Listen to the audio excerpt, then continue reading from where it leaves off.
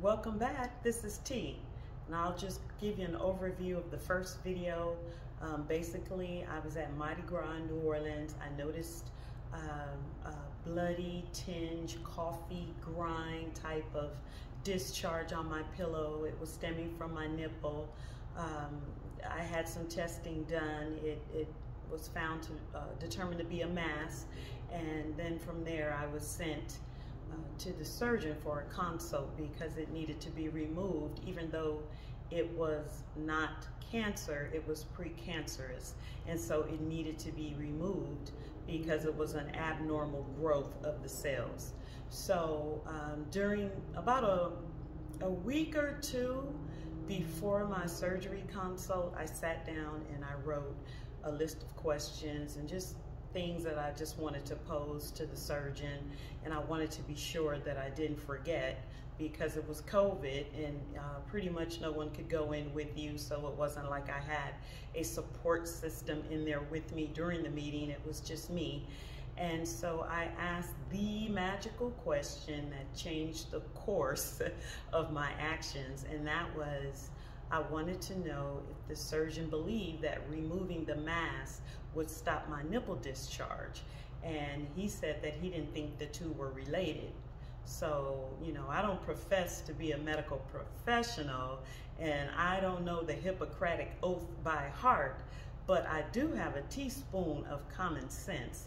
And so I figured that I needed additional testing or something along the lines to prevent having to have another surgery. I figured pretty much my thought process, if I could find out what was the problem with the nipple discharge, what was causing that, then maybe I could just knock out both of those issues in one surgery instead of having two. So I went home and I did my own research. So that's why it's so important that you be your own advocate and do your own research and demand your own testing. And so I discovered that there was a procedure called the ductogram, where they inject this contrast dye into the duct where the nipple is discharging from. The caveat to that is you have to have nipple discharge during the test or they don't know where to put the contrast dye. So of course, I was having discharge, and sweetie pie, let me tell you about that ductogram. Whew. It was very painful, very worth the pain, but it was very painful. They found a blockage, which they called a filling defect, which was pretty much a mass within the duct. So I was very glad that I took the initiative and conducted my own research, because I would have had the surgery to remove the mass, and who knows, 2-3 days later I could have went right back to having the nipple discharge, and that was the whole problem that I wanted to eliminate in the first place. So I went back and I had my second consultation with the doctor, the surgeon, and so we talked about various course of actions, different things that could be done. He initially wanted to do 2 separate surgeries, which I really wanted one surgery, but who am I? I'm going to do what he tells me to do. That's in his best, you know, in my best interest. So there was a disconnect there between some information that he had given me and some information that the nurse provided later during our telephone call before surgery, and I felt a wee bit slighted with that, but that's neither here nor there.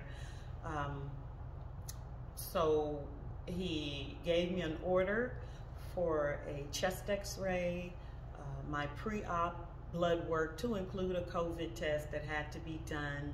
I think it was 2 to 3 days before the actual surgery, and I also needed an EKG and what else? I think that's it. Those were my pre-op labs that needed to be done, and everything came back normal. So I was scheduled for surgery. I showed up at the hospital. It was probably, I don't know, 7:30. My surgery was scheduled for 12:30, but I wanted to just kind of decompress in the car and get myself mentally ready for the first procedure because there was a series of two. So the first procedure was done at the hospital's cancer care center, and that is where they insert a wire into your breast, into the mass area, so that the doctor can more easily locate the mass.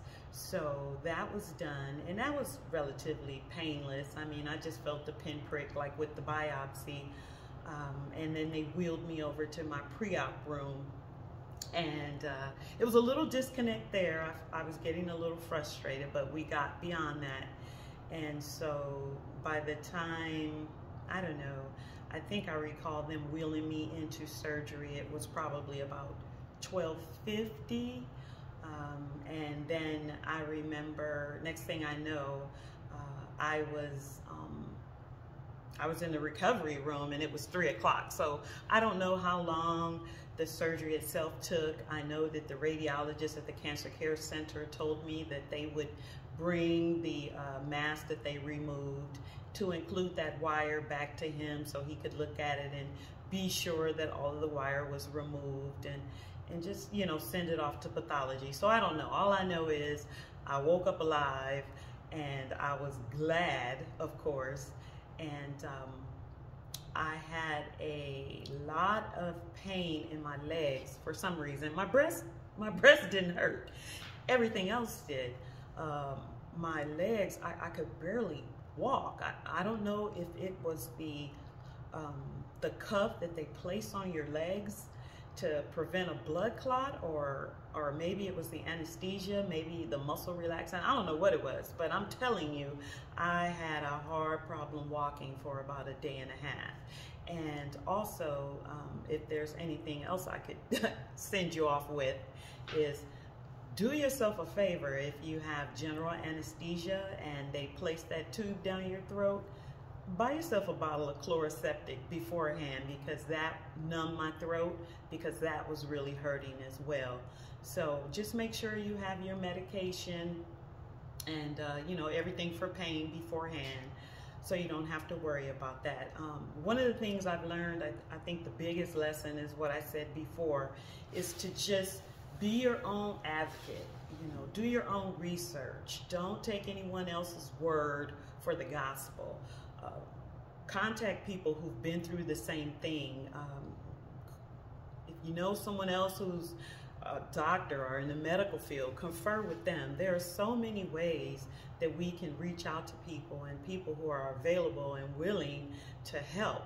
And also, I also recommend write a journal, because a lot of these issues that we have, they're hereditary. And you know, you can pass that book down or whatever it is that you create from generation to generation, so that, you know, your family members, once we're long gone, you know, they have something to reference. Because, you know, when I came down first with cystic breast in my left breast, well, my mother had the same thing. And as we started to discuss our other diagnoses, which are of many that they have given me, you know, someone could remember that an aunt might have had it, or, you know, oh yeah, but no one could confirm. So it would be helpful, in my opinion, to create some type of journal. And that's it for me, and I hope I helped you. And please remember to subscribe and like my page. Thank you. Have a great night. Bye.